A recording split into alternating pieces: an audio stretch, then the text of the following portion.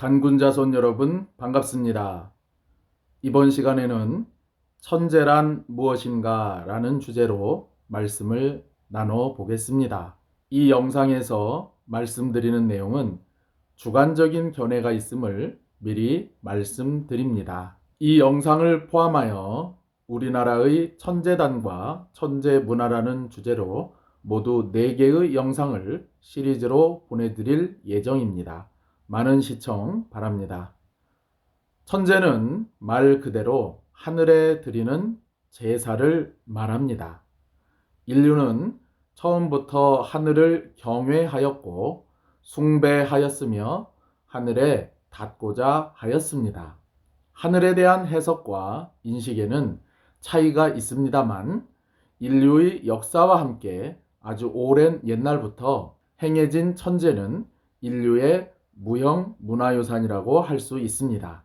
지구 곳곳에서 발견되는 고대 유적을 보면 천재를 지낸 흔적을 어렵지 않게 찾을 수 있습니다. 성경에는 옛 이스라엘에서 희생양을 제물로 제사를 지냈다는 기록이 있고 이집트, 중국, 그리고 남미 잉카나 마야 유적에도 흔적을 찾아볼 수 있습니다. 세계사의 4대 문명 발상지로 나일강 문명, 인더스 문명, 메소포타미아 문명, 황하 문명을 드는데 현재 중국 내몽고 자치주와 만주 요하 유역에서는 중국 황하 문명보다 1000년 정도 앞선 홍산 문명이 발견되었습니다. 우리 민족과 매우 밀접한 이 홍산 문명에서도 어김없이 천재의 흔적이 발견됩니다. 3층으로 된 홍산 문명의 천재단은 당시 사람들의 천재 문화를 보여줍니다. 우리 민족은 하늘을 어떻게 해석하고 인식했을까요? 가장 두드러진 특징은 첫째, 우리 민족은 하늘을 부모로 인식하였다는 것. 그리고 둘째, 이 세상을 이롭게 하라는 사명을 준 존재로 인식했다는 것입니다. 이러한 한민족의 하늘에 대한 인식 아래에서 천재는 그 신성함 때문에 아무 곳에서나 행할 수 없었습니다.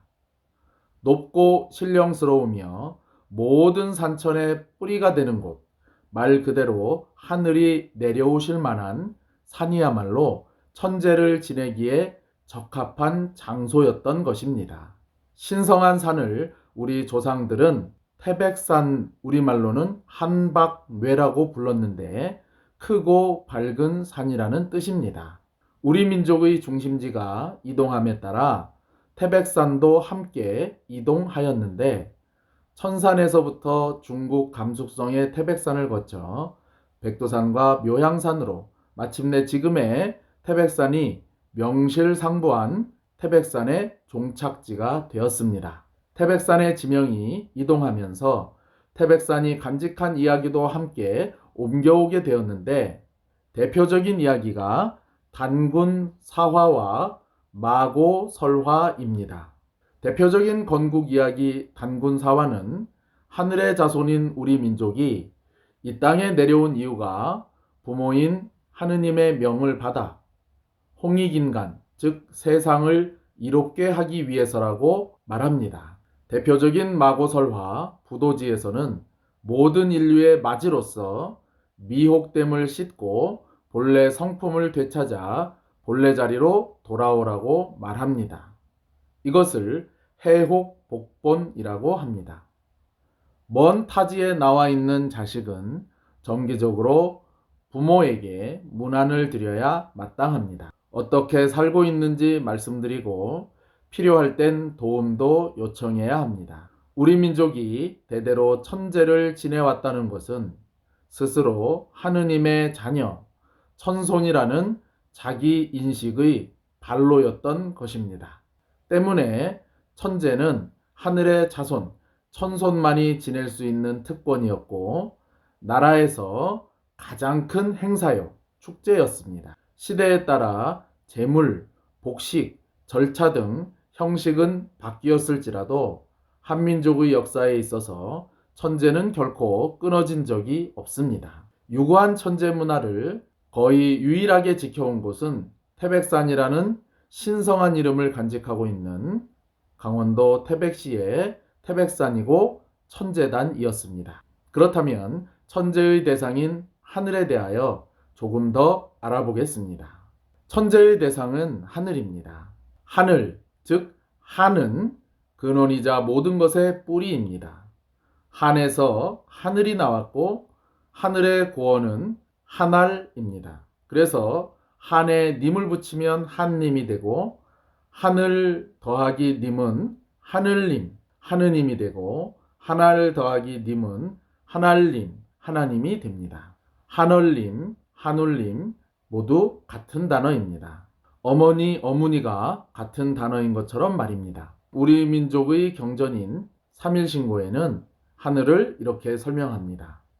파랗게 보이는 것이 하늘이 아니고 까맣게 보이는 것이 하늘이 아니다. 하늘은 얼굴도 바탕도 없고 비어있어 어디에나 존재하고 어디에나 작용한다.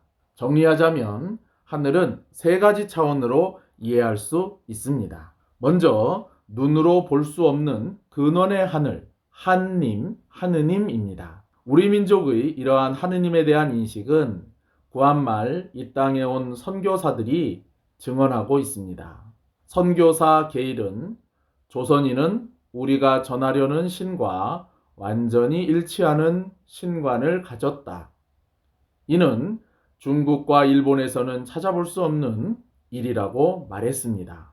영어의 God, 일본의 가미, 중국의 신이나 옥황상제와는 다른 차원의 궁극적인 개념.